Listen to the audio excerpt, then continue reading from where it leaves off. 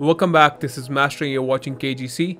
This is the third video of our PC build series where I build PCs and I get to share with you guys the process, which I love and enjoy so much, and hopefully you guys do too. Like the last build, this video will be divided into 3 parts. First I'll show you the parts we chose for the build, then I'll show you the montage of building the PC, and at last I'll show you how the PC looks when it's up and running.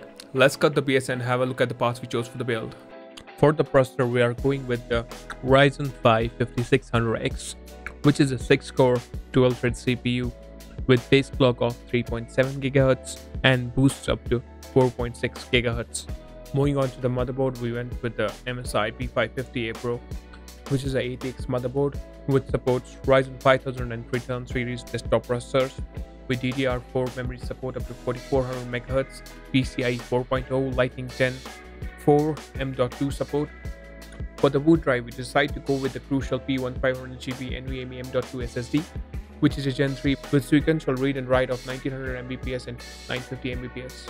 For the memory, we are going with the XPG D60G, which is a 16GB 3600 MHz kit. The diamond cut design with the largest RGB surface area of any memory module make it a contender for the best looking RAM. Our CPU is going to be cooled by the MSI CORELIQUID 240R, which has rotatable blockhead up to 270 degrees with the pump integrated into the radiator for sound dampening and noise reduction. And who doesn't like dragons? The power supply unit we decide to go with is the Deepcool DQ750M V2L, fully modular 750 watt 80 plus gold rated power supply, featuring 100% Japanese capacitors and high quality switch MOSFETs. Easy cable management with flat cables keep your system clean and tidy, which I actually am a fan of, and it comes with a 10-year warranty. For now, this PC is going to be running a 4GB overclocked edition ROG Strix RX 570 until we can find a good deal on the RTX 3060 Ti, and the RX 570 is more than enough for my cousin's gaming requirements for now. All those components are going to live inside the MB511 ARGB from Cooler Master. Before you guys ask me why I chose the RX 570 for the last 2 builds, the answer is simple. It's just the best placeholder GPU, as also said by Hardware Unboxed.